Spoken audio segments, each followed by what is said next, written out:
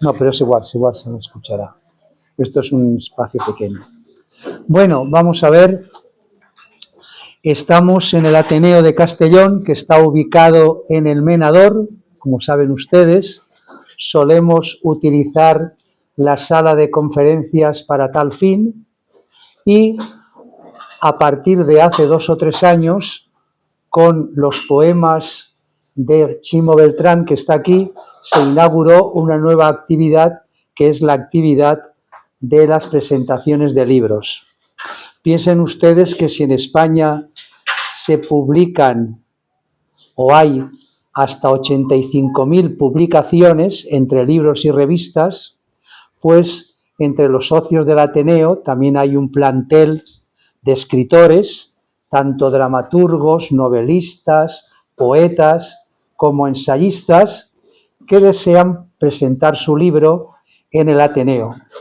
Para presentar en el Ateneo el libro de cada uno de ellos, pues la primera condición es que sean socios y la segunda que vengan avalados por una persona que tenga unos conocimientos básicos de la literatura y que dé el visto bueno, vistiplau, el visto bueno, para que el libro sea presentado en el Ateneo. Tenemos muchas solicitudes, afortunadamente, de presentaciones de libros y creo que es una actividad que va a más, dado, como decía antes, al número de escritores que hoy tenemos.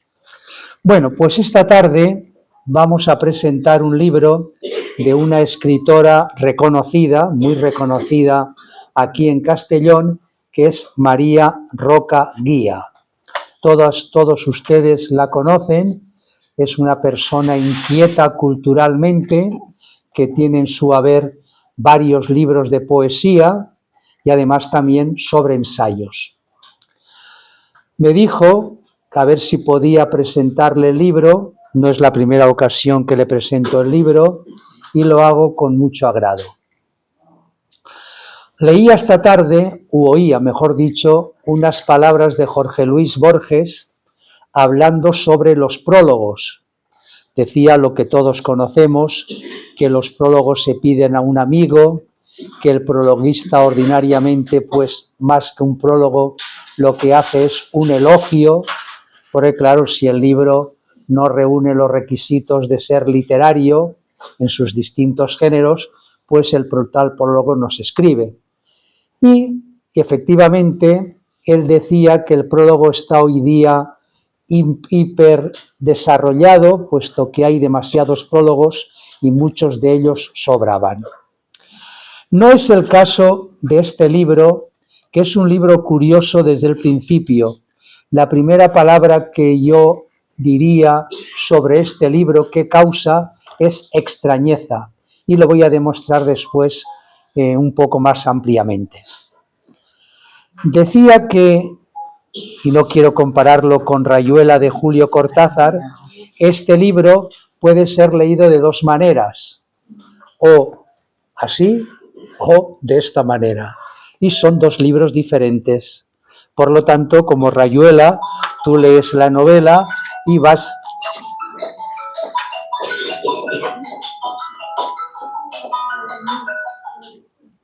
y como decía un profesor, con el precio de una novela tienes 2, puesto que puedes leerla de forma diferente. Este no es el caso, porque subyace en todo el libro el yo autobiográfico, porque esto es un retrato, esta es una expresión lírica de la autora María Roca. Dicen los entendidos en teoría literaria, que muchos escritores, sobre todo en la época clásica, utilizaban un yo que no se identificaba con el yo autobiográfico, sino que el yo es la persona gramatical propia de la poesía, como la tercera persona, el él, ello, es de la novela y el tú es del teatro. Aquí, todo quien conozca a María Roca, todo el libro está transido e impregnado de la personalidad, de la biografía de la propia María Roca. Ahora voy a darles unas ideas muy brevemente, porque aquí el protagonismo esta tarde lo tiene la propia María, y no quiero hurtárselo de ninguna de las maneras, pero creo que este libro merece unas consideraciones previas para que pueda ser mejor leído si uno no es muy ducho, muy perito en temas literarios. He dicho antes, y lo reitero, que es un libro propio de una filóloga. Este libro difícilmente alguien que no haya estudiado filología lo hubiera podido escribir, difícilmente, por las razones que también voy a decir a continuación. ¿Cuál es la estética? ¿En qué movimiento literario se fundamenta esta creación poética de María Roca? Es un libro que bebe en las fuentes del vanguardismo. Es decir, hay fragmentos que podrían ser futuristas, fragmentos que podrían ser poemas surrealistas, creacionistas, e incluso me atrevería a decir que no estaría de más que algún profesor de comunicación o algún profesor de filología o algún profesor de retórica lo explicara en su clase por la cantidad de figuras retóricas y literarias que tiene este libro. Este es un libro en el que he encontrado, por ejemplo, quiasmos, el propio título, ezmesis, corte de palabras, he encontrado calambures, he encontrado poliptotos, he encontrado paronomasias y también he encontrado algunos feísmos. Feísmos se entiende aquellas palabras que se consideran no poéticas, ¿no? Hoy día ya es muy difícil porque los poetas y los escritores colocan pues palabras de mal uso, palabras soeces, lúbricas en un texto literario. Aquí hay también algunas palabras que chocan, no con la sensibilidad actual, pero que etimológicamente, ya desde los libros de Hijos de la Ira, 1943, un libro muy importante de Damaso Alonso, él utilizaba por primera vez los feísmos.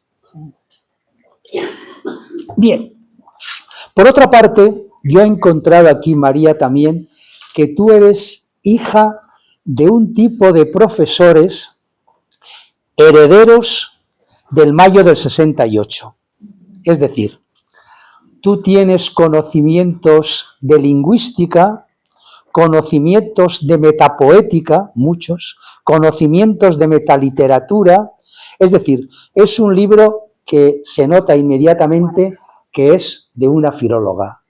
Oye, como decía también Jorge Luis Borges, yo solamente voy a decir aquí la laudatio, las alabanzas. No, ya, después podría poner, decir, porque no voy, no, pues todo libro, según la estética que uno frecuenta o según los conocimientos, pues se encuentra. Aquí yo estoy ahora alabando este libro que tiene muchos méritos. Claro. Por lo tanto, en primer lugar, y además de filóloga, es, como he dicho antes, heredera de una tradición española que ya no es la clásica de Damaso Alonso, Carlos Bousoño, etcétera, sino que aquí está Saussure, aquí está Chomsky, aquí está Roman Jakobson, aquí está Sapir, es decir, los estudiosos en la segunda parte del siglo XX, que son los estudiosos de la lingüística. Por lo tanto, yo creo que esto es interesante. ¿Cuál es la primera impresión? Oiga, si ustedes quieren pararme, me paran y yo no tengo inconveniente en comentar. Dime. Continúo, sí, claro. La primera cosa que llama la atención de este libro es que es una poesía lúdica, visual, provocativa y extraña. No me digan ustedes que si uno se encuentra con este título, María Roca Guía, desvivida, y abajo debidamente con V y además separado, esto es un ejemplo de T-M-E-S-I-S, mesis, ruptura de una palabra por el medio e intercalar otras palabras dentro de esa. Es decir, es un libro metalingüístico, es un libro de alguien que conoce la retórica, las figuras literarias, impropio de un poeta, diríamos que se pone a escribir sin más. Pero es que en la otra parte, si ustedes tienen la segunda parte, pone desvivida de mente vida. Claro, eso extraña, sorprende, pero el objetivo de la poesía es la extrañeza, ¿eh? Según los formalistas rusos ya en los años 60, e incluso en el Círculo Lingüístico de Praga, el objetivo de un poeta es provocar extrañeza, claro. Sorprender, claro. Hacer que el lector salte de sus casillas. Claro. Y tú lo has conseguido, porque lees este libro y te sorprende cómo construye las palabras, con faltas de ortografía y faltas de sintaxis, pero conscientemente.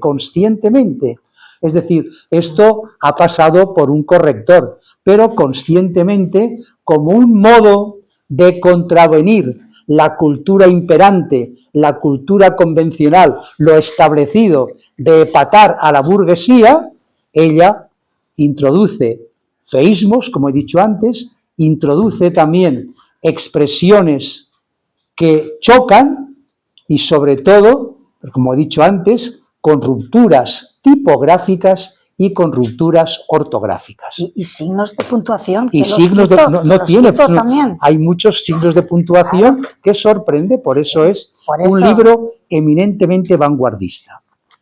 Por otra parte, como he dicho antes, es una poesía del yo, es una poesía directa, sin tapujos, sin veladuras, sin cortapisas, sin convenciones, sin pudor alguno. Es una poesía impura, una poesía deshumanizada, una poesía, como he dicho, de expresar la realidad, sus sentimientos, sin ningún tipo de cortapisas ni convención alguna.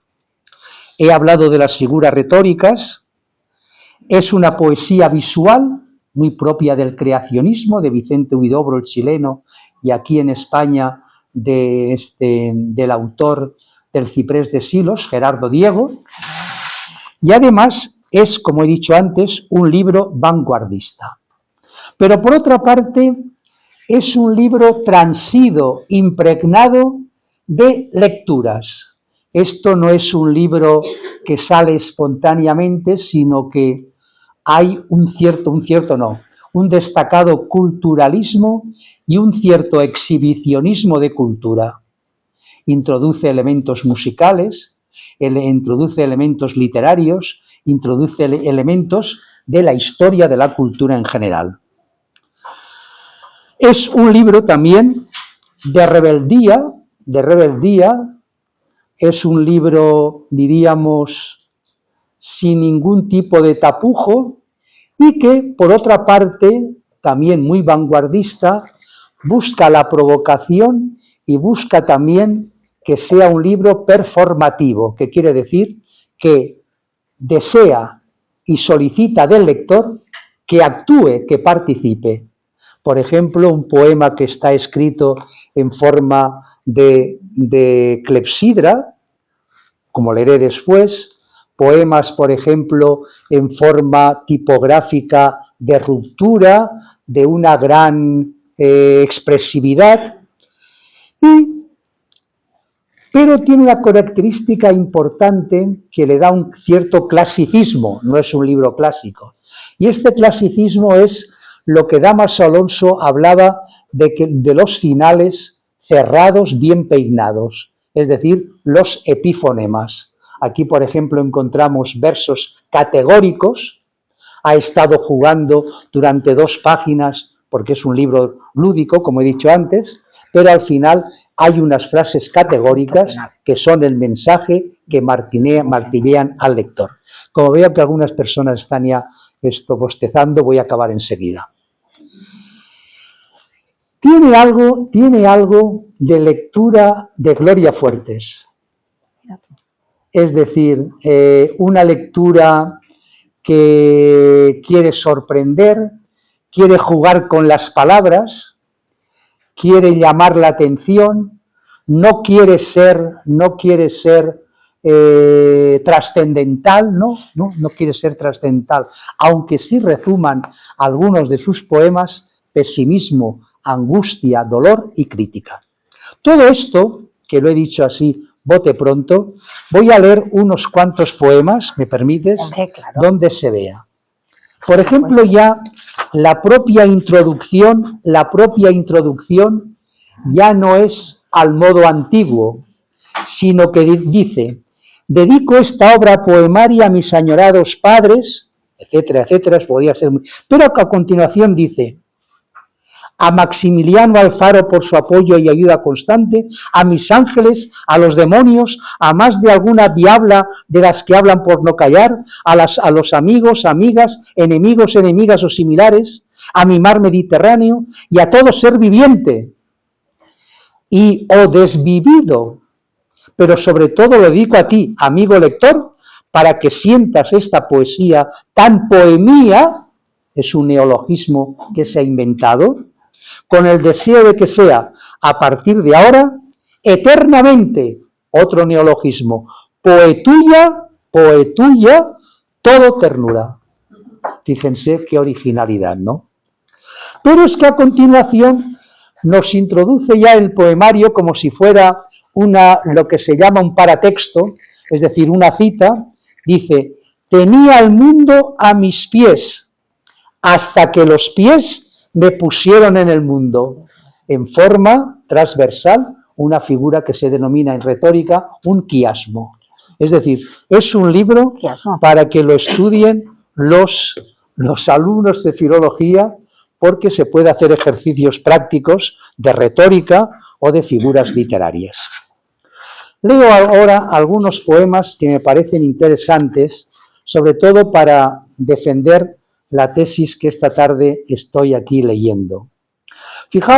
Fíjense ustedes qué manera de presentarse al público, al lector. Fui rebelde manifiesta, aunque lo único que recuerdo de mi infancia es que era niña tan solo. Me gustaban las pipas, los polos, el regaliz y andar descalza por la playa.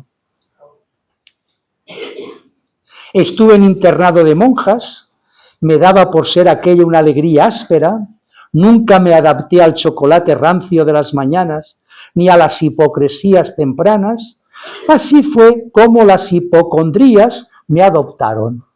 Fíjense los juegos verbales, hipocondrías, y anteriormente ha dicho también hipocresías. Está jugando con las palabras continuamente. Mis estudios pasaron sin delirios ni sobresaltos. Salí del colegio dando saltos de tanta vida sale al encuentro. Martín Vigil. Si ustedes se acuerdan de aquel autor Martín Vigil que estaba de moda en los años 70 y 80 en los colegios privados. Y más adelante dice: el pecho ha curado mi llaga oculta. No pretendo volver a poner sostén a mi seso ni a mi sexo, penitencia del sexto mandamiento. Me sostengo con la fuerza del milagro, conservo aún el pelo largo, nadie ya me va a cubrir el busto. Tengo mi pensamiento robusto, busto, un ejemplo clarísimo de paronomasia. Pues le he dado rienda suelta a mi vida y a lo malo, puro viento para la libertad de mis actos, por mí consentida, con puntos suspensivos sugerentes, ¿no? Un ejemplo de aposiopesis. Sin o consentido estoy a la vuelta del verano, porque el mundo me hizo así. Todos conocen la frase. Similar a la balada que cantaba Janet. Pero a mí sí me trataron con amor. A mí sí. Amor con mayúscula. Sí. Bueno, podíamos leer innumerables poemas, por ejemplo este, que es un juego, lo que se llama un poliptóton, una misma palabra, una misma raíz y diferentes desinencias, ¿no? Diferentes formas. Las ramas de tu alma, la A, Únicamente puedo ser el terciopelo que guarda tus encajes. Bajo las piedras limpias de eternidad, despunta el día donde sé que existes. Y ahora juega como si fuera algo en forma de verticalidad. Solo, sola, solamente, sola edad de soledad. Todo esto, claro, podrías haber utilizado el sí, PowerPoint. Claro, sería... Pero también hay poemas, diríamos, de honda reflexión, propias de una persona ya con una cierta experiencia que utiliza la poesía para expresar sus más íntimos sentimientos. El título es Hay una vida de olvidos.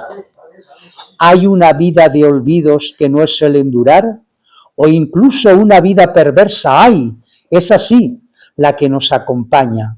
Ahí en el apenas, según crece y decrece el oleaje de un llanto, suspiran las noches en ese bar, vacío donde sentado a mi lado, te ofrecí el último cigarrillo, hablábamos de esto y aquello, de lo trascendente y sencillo, del nunca jamás.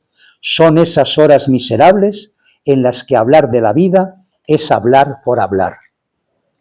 Esto está dentro de la poesía más odierna, más de hoy día, que es la poesía de la experiencia.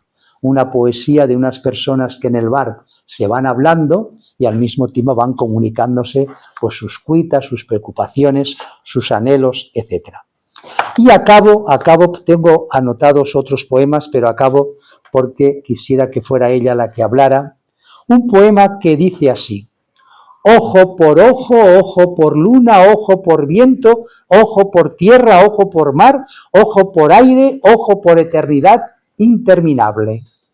Ojo por la etérea edad, ojo por diente que caria el bien cuando la soledad se sabe sola y arranca la corriente su brevedad de sol. Ojo, con el buen ojo que atraviesa tu única suerte, pues hay una rista de ojos que pican más que los ajos. Muy curioso esto. Gloria Fuertes sería también firmable. Yo podría decir que con lo que he leído de yo y cualquiera persona que haya leído 3 o 4 libros de María, podría, ante varios poemas, saber que ese libro es suyo. de ella, claro. Y eso indica que tiene lo que llaman los lingüistas un idiolecto, es decir, unas peculiaridades lingüísticas que la distinguen y la diferencian de los demás. María Roca tiene un lenguaje, tiene un estilo muy original, muy individual, muy personal, muy peculiar. Como el poema es largo, simplemente pongo la última estrofa. Ojo, por nacer o por no haber nacido, ojo, por el antojo de morir al poder vivir siquiera en paz, ojo, por cada ojo que pretende ser Cupido y escupir el poco juicio que le queda. Leo la leyenda de una frase hecha de desechos, hasta una letra me ha caído el entrecejo, justo en medio de los ojos. Se me mundan los huesos de un infinito de alas que van de rama en rama como hijas de tus ojos. Riman solo con las olas ojerosas y con tus huellas errantes tras un guiño de océano. ¿Dónde está la luna? Esto sería de Rafael Alberti propiamente también firmable. Quizás en tus labios rojos o entre mis manos mismo. Ojo por eso.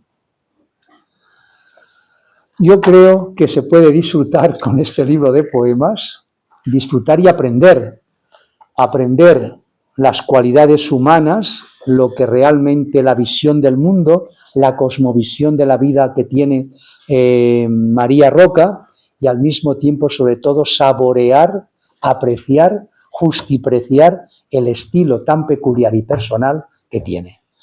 Muchas gracias y sobre todo, enhorabuena. Bueno, a ver. Bueno, ¿qué puedo decir después de esta presentación? Pero vamos, Santiago es mucho Santiago. y nos conocemos de muchos años, pero la verdad que para mí es un referente y es un amigo, pero aparte es hoy presidente del Ateneo, pero es que además es catedrático de literatura en la Universidad Jaume I, ahora está jubilado, pero bueno, jubilado de la universidad, pero jubilado de trabajar no para. Licenciado en Derecho, licenciado y doctor en Filología Hispánica por la Universidad de Barcelona y bueno, y un sinfín de... que no, es que no llegaríamos a hablar del libro porque él tiene un currículum inmenso y simplemente decir que aparte de todo eso, yo lo considero como un amigo, tanto a Marisa como a él, lo conozco desde hace muchos años, eres un referente, eres para mí un maestro porque me ha aconsejado muchas veces, nunca me enfado con él, no me puedo enfadar porque es sabiduría pura.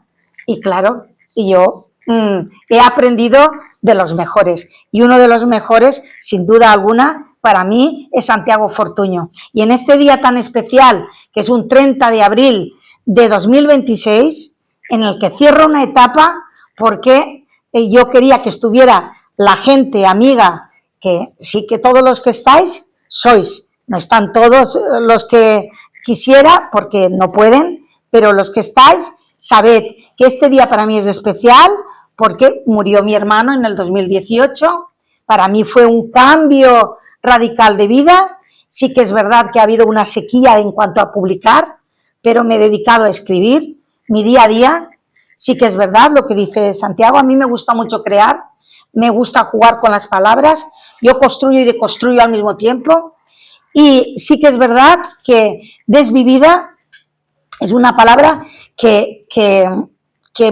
pues me define muy bien en estos 8 últimos años porque así me siento.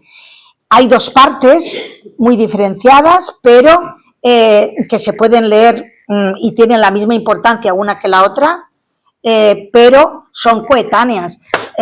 Y yo soy una y la otra. Son dos voces y muchas más voces, pero son estas dos voces. Y yo aquí, para no irme un poquito, que si no me voy, digo que este libro se caracteriza por la lucha entre la razón y la fe. De ahí nacen estas dos partes, como os he dicho, en mi existencia. Debidamente, que es un juego de palabras, por eso está separado, no es debidamente con B, sino es debidamente. Debidamente, ¿qué quiere decir? Y de mente vida, es la otra manera. Debidamente es lo que en estos 8 años ha esperado el mundo de mí. ¿Qué ha esperado? Que me comportara debidamente, a pesar del sufrimiento y de la angustia compulsiva que sentía y la pérdida de rumbo, que pues la verdad que me acechaba en todo momento. Pero tienes que sobreponerte a todo esto y mantener el tipo. Hay que sobrevivir y esta es la primera parte, desvivida debidamente. Pero también está que has de dejarte llevar, eso es así, es una faceta más racional, si dijéramos, ¿no? Donde predomina más la razón, más lógica, más pragmática y quizá más conveniente, porque lo sensato es que te pongas en piloto automático y que te dejes llevar, porque si no, vas mal. Por otro lado está la parte de mente-vida, en donde la mente se apodera de la vida y te sumes en el caos. Pero tienes que apartarte de la realidad, porque la realidad, el mundo exterior es adverso a ti en este momento. Y para protegerte, porque si no puedes llegar a la autodestrucción, tienes que adentrarte en tu universo interior. Aunque apenas te reconoce tampoco, eso lo digo en uno de mis versos, apenas te reconoce tampoco. Tienes que ir desbrozando hasta llegar a la esencia tuya, a lo que es la esencia tuya. Y lo haces de forma obsesiva muchas veces, ¿no? Cruel, porque tú misma te autolimitas, ¿no? Y dices, y te das de golpetazos tú misma. Pero también es terapéutica, ¿eh? valga la contradicción, porque yo soy una contradicción en mí misma, tú ya lo sabes que soy contradictoria en mi vida y contradictoria, por supuesto, en los libros. Toda la desvivida completa es una contradicción en sí misma. Solo queda creer, es así, aunque esa fe no nace de la certeza lógica, sino de la voluntad de creer a pesar de la duda.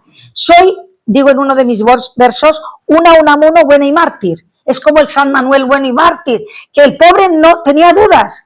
Pero, ¿qué tenía que hacer? Pues el sermón que daba a sus feligreses, pues él no transmitía, quería, pues lo mismo es así, ¿no? Lo que quiero hacer yo. Muchas veces, pues lo exterior, lo que yo muestro, no es lo que llevo dentro. ¿Entendéis lo que quiero decir? Esta lucha entre la fe y la razón es una agonía constante, pues la fe siempre es un acto de voluntad, es un salto al vacío que se justifica con la necesidad vital. La fe es la única manera de superar la desesperación. La vida consiste en elegir y es de esta forma como se va desarrollando nuestra existencia y este libro también, y mi vida diaria. La libertad se relaciona con la angustia vital. Aquí en la página 39 de Trato de salirme de la raya, en Debidamente, es un poema que dice así, que además, pues, los versos, como muy bien dice Santiago, es visual. Dice, tengo muchos miedos confundidos cuando el cerro es ya una piedra. Este domingo el sol se sentó ruborizado en el parque y yo, sin ton ni son, he pensado que aún no es tarde.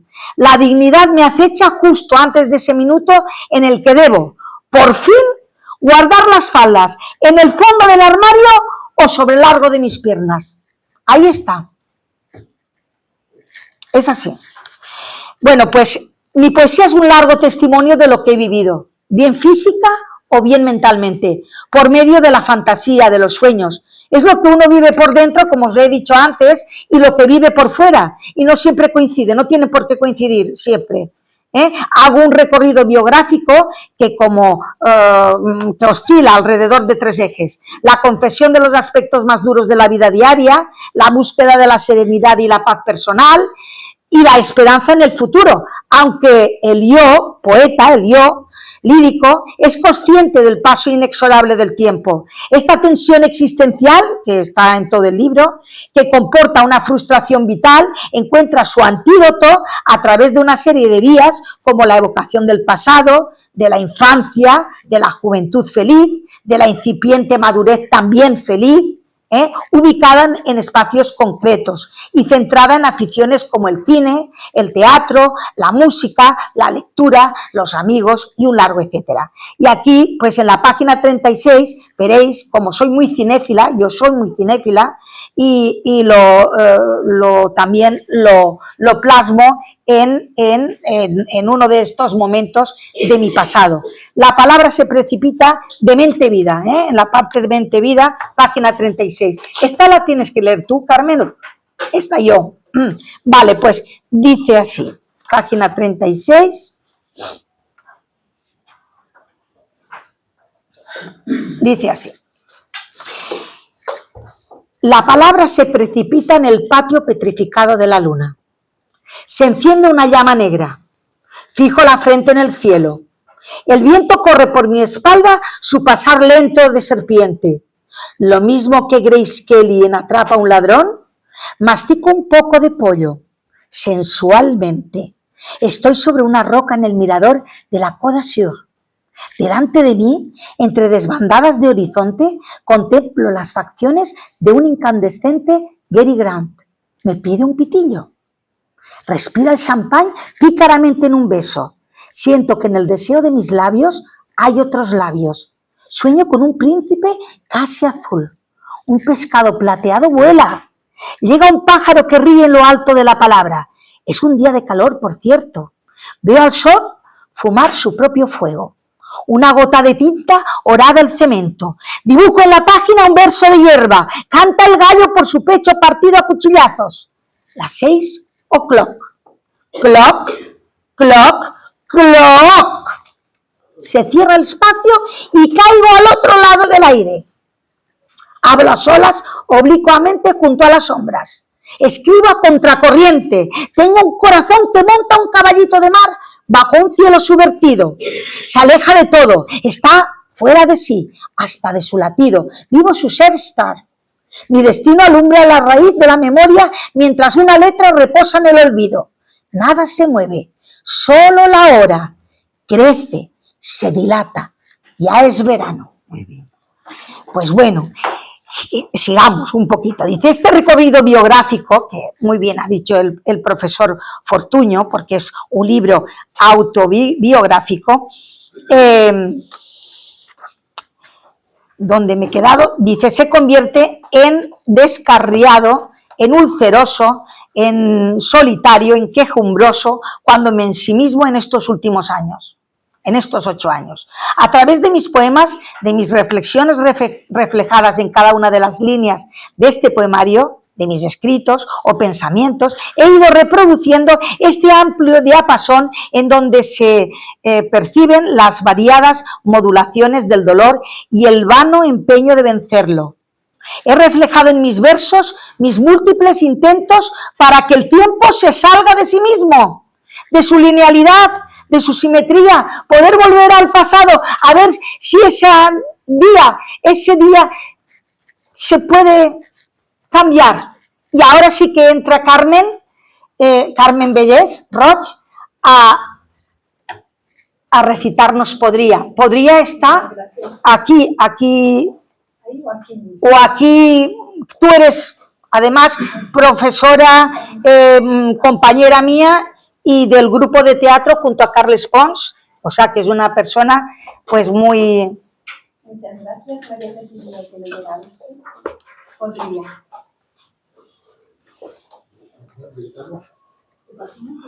16 de mente viva. 16.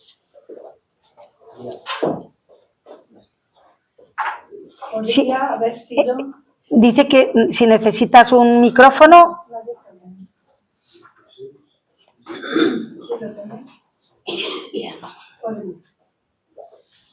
Podría haber sido un cigarrillo medio consumido en un cenicero, o la mecha que queda de la vida después de haber no vivido su todo.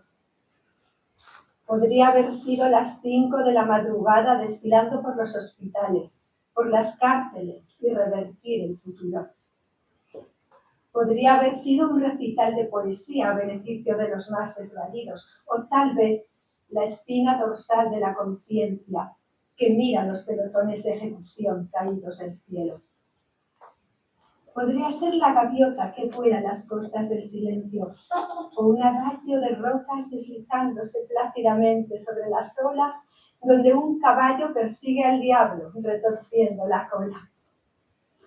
Podría ser el coche que dobla la esquina, la inquina de mis errores, el ahora de tu adiós, el verano vestido de flores, aunque sean flores del mal. Podría ser el azul del amor reclinado en una lágrima de mar, ese mismo que suena en un vaso de whisky con el delgado volumen de los poemas de Baudelaire, o más bien la última canción arropando el invierno.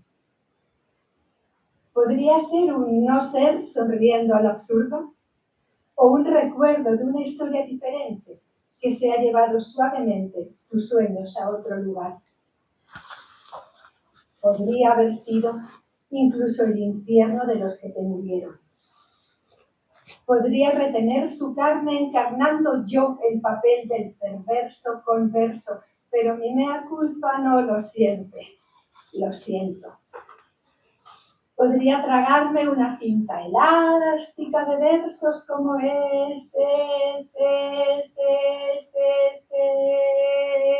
antes de que el sur pierda el norte o esté al oeste del olvido. Tanto podría que huele a podrido. Me queda solo una especie de horror que un perro olisquea en la basura. Muy bien, Carmen.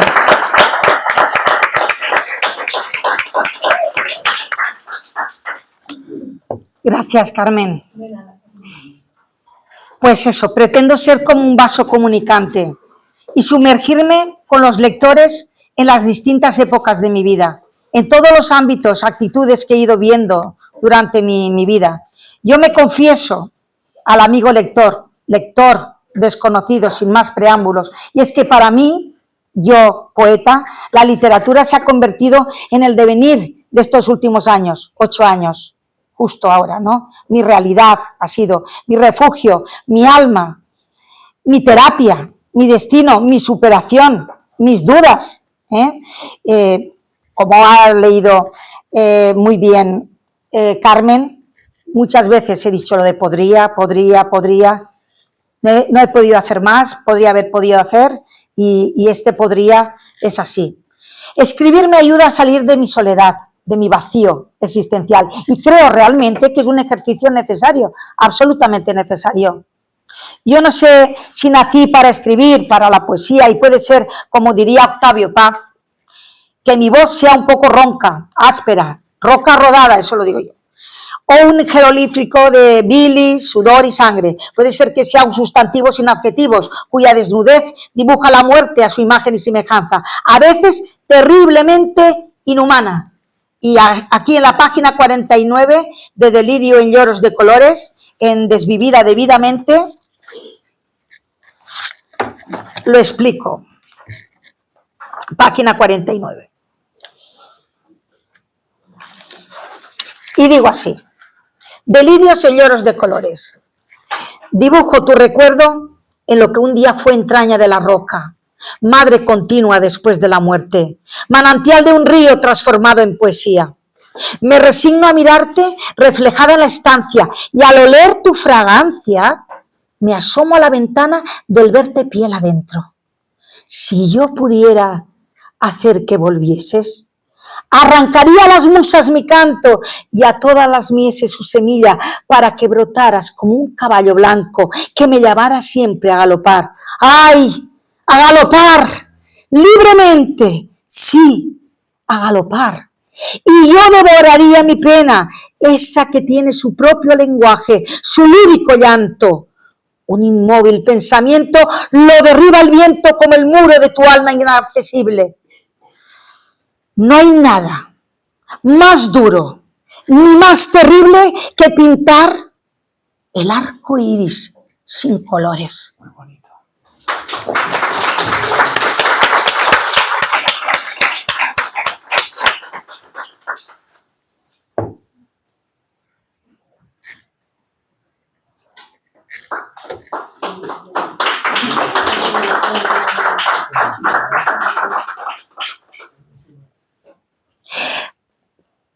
Lo he dibujado muchas veces, lo he pintado sin colores.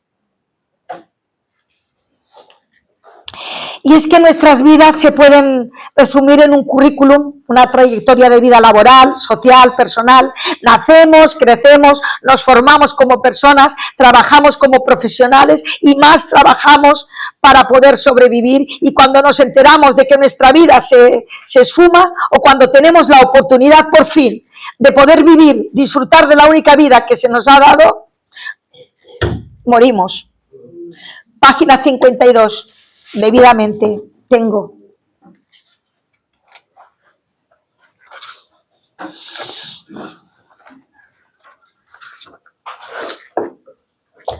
Tengo un deber, una deuda, con la tierra y sus entrañas. Día 30 y una lágrima.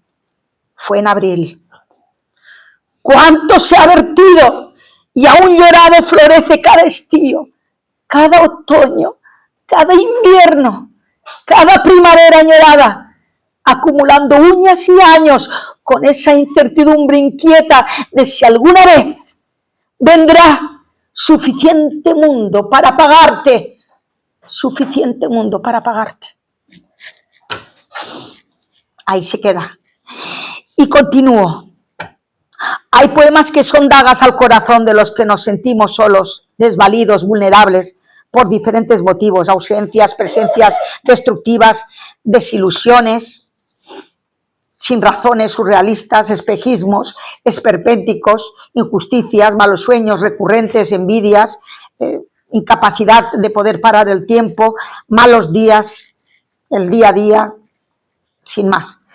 Ya lo decía Lope de Vega. Nos mostramos alegres, pero también tristes. Somos leales, pero traidores, ásperos, tiernos. Y digo yo, y desvividos también, y vividores. En definitiva, somos contradicciones de nosotros mismos. De ahí la necesidad de tomar estas dos vertientes en mi poesía. Era necesario tomar estas dos vertientes, estas dos voces, ¿no? Es mi esencia, en definitiva. Desvivida debidamente y de mente vida, son voces gemelares, paralelas, convergentes, ensambladas, tan iguales y tan dispares al mismo tiempo. Ambas proyectan en su conjunto este vacío existencial sobrevenido, combatible solo cuando tenemos cerca personas a las que queremos y nos quieren. Pero en el momento de partir se evidencia lo solos que estamos, la radicalidad de lo efímero, de cómo nuestra realidad un día pasa a ser un borroso recuerdo. Veo una extrañeza, eso no la tenías. No pasa nada. ¿Sí? Pues venga, va. En la página 30-31 de Mente Vida. Pues veo una extrañeza, 30-31. Veo una extrañeza. Ah, no. A ver, no, sí, bien, sí. No, que estaba indebidamente. Claro, es que, claro, claro, digo, no, es que, cuidado. Aquí, ya está, Carmen, ya.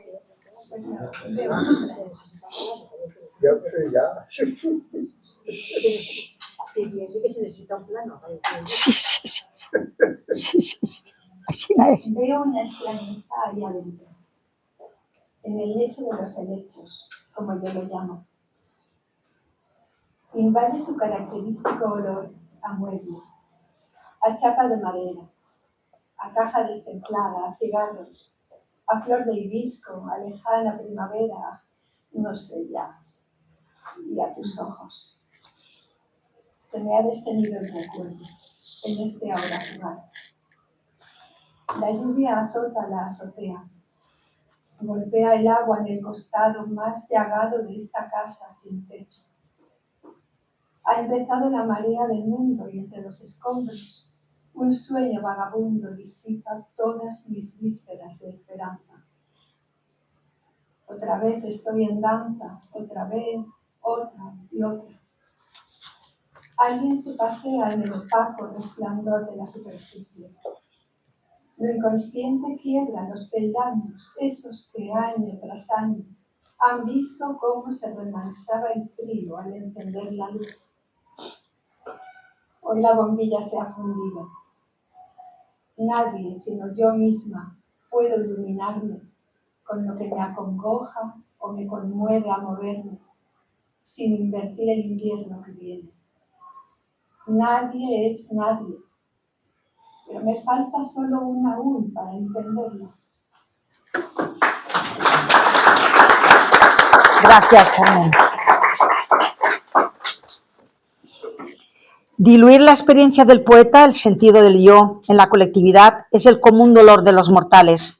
En esta obra me he visto incapaz de transmitir toda la desolación que el yo poeta lleva dentro y ese dolor que me embarga al no poder encontrar la forma de expresar todo el mundo interno de mi yo lírico, pues las palabras se quedan cortas a la hora de expresar el inmenso torrente de emotividad que me invade. Como muy bien dice el profesor Córdoba, que es el que me hizo la presentación, compañero de instituto, Ribalta, que lo conoce muy bien Paqui, es que tal vez no hay nada peor que darse cuenta tarde de la soledad y el paso fugaz de la vida. En definitiva, de no haber descifrado suficiente los buenos momentos. Enterarse de que el tiempo pasa nos genera una gran angustia existencial o el sentimiento de culpa al no haber reaccionado a tiempo como debiéramos, en definitiva, de tener la sensación de haber perdido el tren de la vida. Es un gran sentimiento de culpabilidad el que nos acompaña al creer que no has hecho bien las cosas, no has sabido gestionar bien lo que la vida te ofrece. El sujeto de los poemas es representado como una sucesión de incertidumbres y cambios que desestabilizan la unidad imposible. De ahí ese desmembramiento. Soy medio mujer, digo, y medio hembra, desde que nací, en uno de los versos. Realidad versus caos, racional e irracional, doméstica y salvaje. Soy todo eso, ¿eh? Paso del negro al blanco en un minuto, pero soy toda yo. Es decir, soy racional e irracional al mismo tiempo. Soy, pues eso, familiar y un poco, dijéramos, apartada de... Pues es la temporalidad, en todos esto que os digo, tanto el pasado y el presente se superponen. La temporalidad es cíclica y hay un espacio mental sin salida. Figuras recurrentes del desdoblamiento del yo.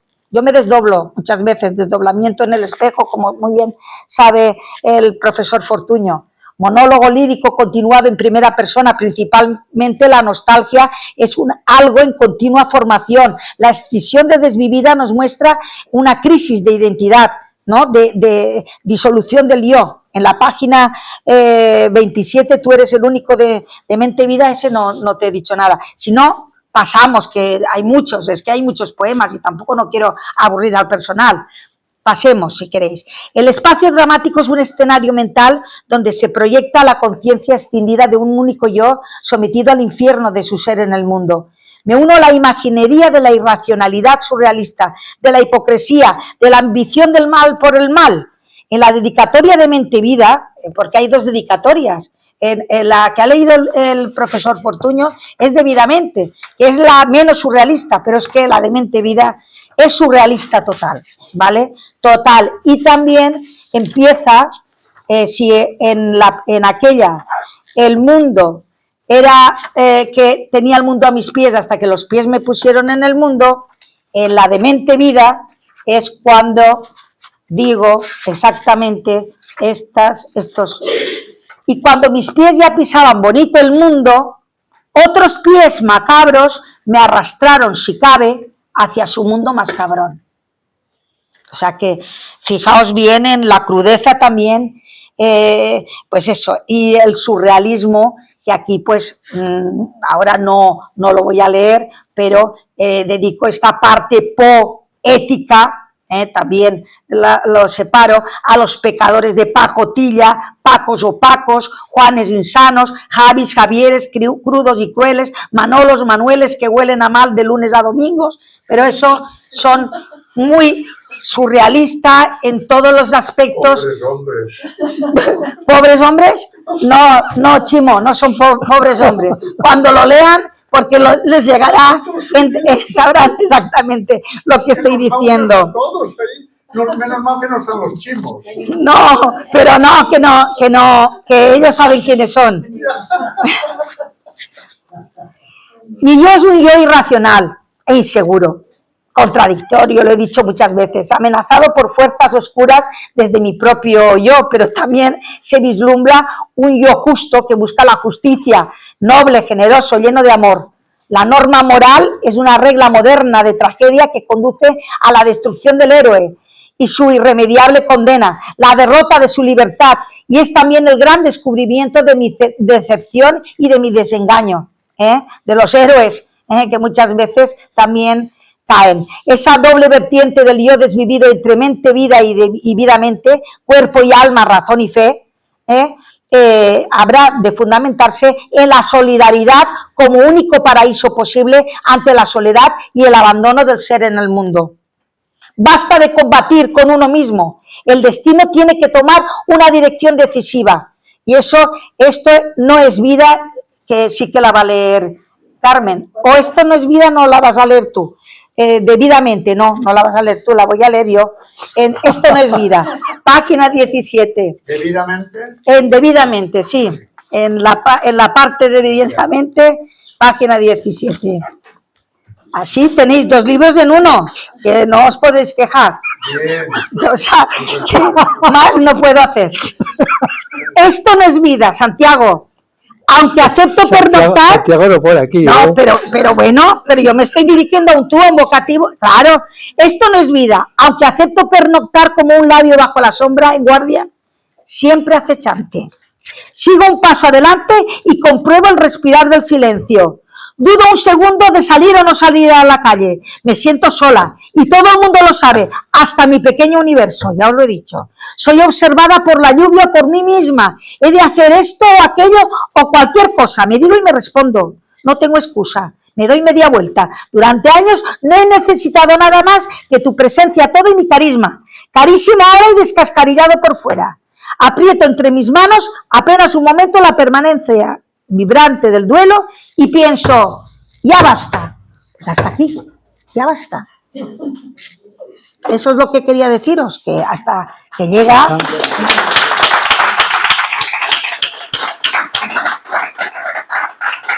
No se ha terminado, Santiago. No, quiero leeros dos importantísimas para mí y quiero leeroslas, porque la poesía, como sabéis bien, viene del latín poiesis, ¿no? Del griego. Y el griego, no, del griego, es verdad. Pues poesis. Sí, poesis, que yo no soy de ciencias a todo esto, ¿eh? Cuidadín. Pero sabes hasta latín. Bueno, me enseñaste tú.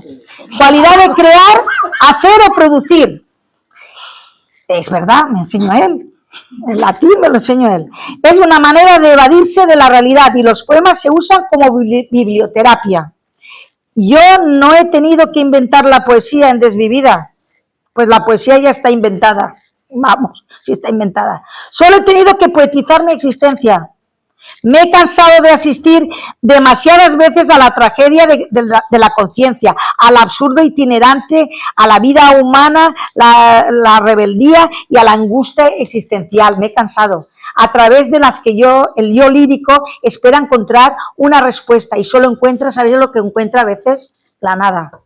La angustia y la paradoja de la condición humana e intento dignificar el mundo por medio de la palabra. Pues aquí, en la página 14, oigo el lento ayer, debidamente, la página 14, solo leo dos poemas más y ya digo, lo tenéis todo, ¿eh? Sí. Pues Ya. yo me espero a Chimo. Gracias. Profesor de latín en la UGI, fue profesor mío de filología, Y ni lo tengo. y esto. Oigo el lento ayer llamar a mi recuerdo cuando el viento borró mi frente, rozó la tierra. Solo tus raíces remueven los surcos de las arrugas del tiempo. El cielo llora una brisa de mar. No sé nadar, tampoco lo intento. Un sueño se escurre como un trapo, suda olvidos, pega saltos en mitad de las alturas. El mundo tiembla un instante. La palabra cierra su voz, aprieta los dientes. Como puños tengo las verdades. Cae la soledad, la edad cae en la E del ser. De repente me sale un sol por la garganta, me llena los vocablos helados de tinta verde, cuya pluma vuela sílaba a sílaba una sintaxis clara. Así me tiene.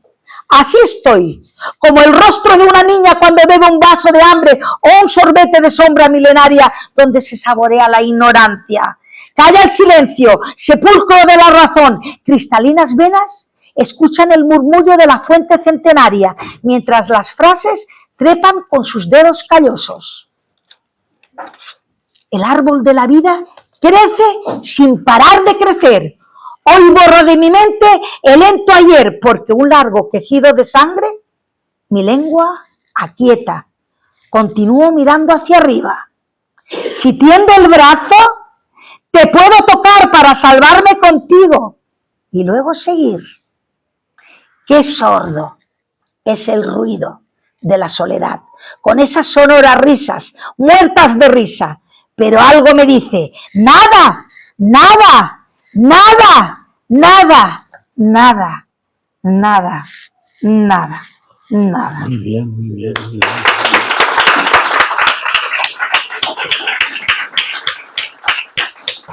Y para terminar, pues voy no sé, a recitaros un poema que para mí, pues me gusta, pero no sé exactamente dónde está. Permíteme, y creía que lo tenía aquí, pero creo que está en la parte de debidamente, debe estar en la parte, permíteme, sí. en la página 64 de Debidamente.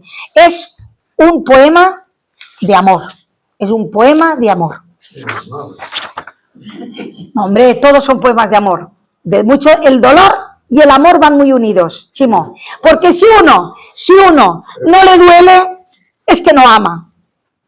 No. El amor, el dolor, es porque hay mucho amor. Y dice así: permíteme que beba la lluvia.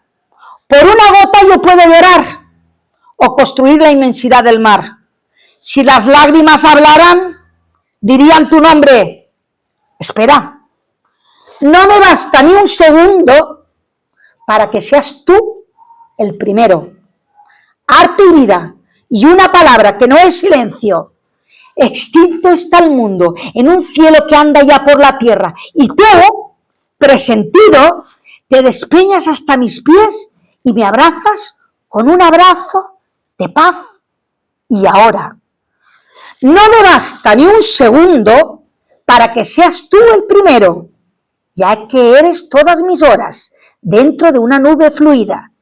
Permíteme que beba la lluvia, pues también es alma, también es luna, donde mis ojos lavan sus imágenes y esculpen la enorme hermosura de mi historia versada sobre cada gota de agua que comienza en tu universo y acaba en el mío. Y solo así del tiempo, solo así, amor mío, boiroso invierno en la mirada profética de un presente sentido, casi kafkiano, lo prohibido.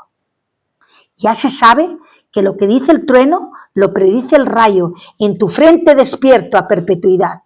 La noche se cierra, la marea no cesa, va de una orilla a la otra, y yo, dormida bajo el arco iris romano, con un racimo de diminutos minutos, busco todavía la dovela de mi vía augusta abandonada a tu cuerpo. Muchas gracias. Buenas tardes.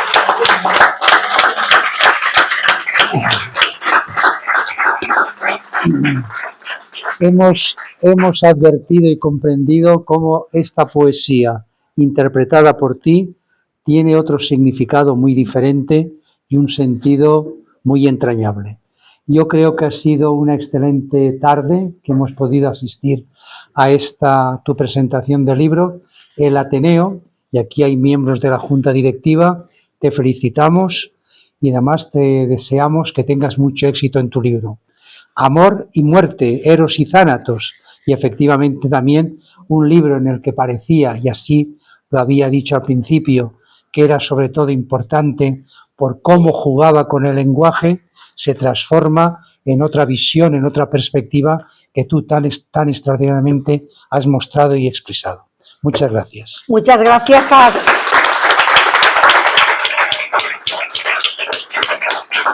Muchas gracias a ti, Santiago, por la excelente presentación. Y al Ateneo, y al Ateneo. No, hombre, que aún no me has dejado, no me deja terminar. Santiago, hijo, no te aceleres, que yo iba a decir a Santiago Fortuño y a toda la Junta Directiva, porque aquí está mi compañera de instituto, Paqui Marco, que vamos, que la conozco de hace, ¿cuántos años? Paqui, no lo digamos, pues ya está. Entonces, vamos, y a Miguel Ángel Mulet, y a todo el Ateneo, si quieres, porque gracias por esta oportunidad y que para mí pues es un honor, y que viva el Ateneo para muchos años y a glorificar el Ateneo con tanto artista y la cultura. Aquí ha venido gente de Valencia, amigos todos y amigas, y gente de Castellón, compañeros de estudios desde la Consolación, que era hace muchos años, de Magisterio Carmen Bellés Roch, y bueno, y de instituto, y luego pues Marisa también, o sea que, vamos, que estoy rodeada de María, de luego también compañeros de asociación, Juana, Ana, ahí está Alidón, bueno, y luego también Emilia, presidenta de AMART, y Ana también, bueno, y aquí pues Julio Alcalá y todos los ilustradores, Tica, bueno, es que a todos los conozco, Tony, el señor Blasco, a ti Chimo, como no, Marisa, a Antonio, Salvador y a todos los que habéis venido. ¿Os ha gustado o qué? Mucho, mucho, mucho, Ya está. mucho. Si alguno... Estamos por la segunda edición, que lo sepáis, que Sí. un libro de poesía, segunda edición, no es fácil, según el editor. Es que es una joya. Bueno, eso, pues ya, que lo diga Chimo ya, y lo Santiago. Es verdad, Pues ya, oye, no, yo no te conocía como poeta, te conocía cuando eras alumna mía. Sí. Recuerdo, pero no te conocía como poeta y es una verdadera joya. Y yo, como Santiago sabe, leemos poetas ya muy hombre, consagrados, hombre, ¿verdad? Y evidentemente, después hay que hacer la evidentemente. observación de Claro. cómo los grandes profesores como tú producen y Hombre, crean Santiago. escritoras tan Bueno, importantes como ella. y amigos como tú también aconsejan y también dan su enseñanza y dejan su huella, porque él no lo ha dicho, pero también él tiene toda mi obra, me reconoce y me conoce perfectamente, o sea que sabe perfectamente desde... Y ahora, para terminar, que sepáis que uno de los impulsores a que yo publicara por primera vez fue este señor. Si no, yo no publico. Y que una gran profesora de literatura, María Ángeles Naval, le Sí. prologó un libro y al mismo tiempo vino aquí a Castellón a presentarlo. Y José Luis Falcó, el poeta valenciano, también hizo también como una especie de epílogo en ese mismo año. Ahora te falta Jaime Siles, que te prologue Jaime Siles. Bueno, yo ya me ha prologado Santiago, a mí me han prologado los No mejores. estaría mal hacerle llegar este libro a Jaime Siles para que sepa lo que vale. No, si yo a Jaime Siles lo he estudiado a todo esto. En la revista Ribalta he estudiado la poesía valenciana y he nombrado desde José Luis Falcó, Jaime Siles y todos, Lebrel de... Bueno, sí, y te he interrumpido. Continúa, Chimo. No, ya Que está. Jaime Siles que tendría que leer el libro, Yo ¿no? creo que sí. Pues hombre, Creo que sí. Habría que yo... hacerle llegar este libro. Pues ojalá que le llegue. Eso. Ojalá,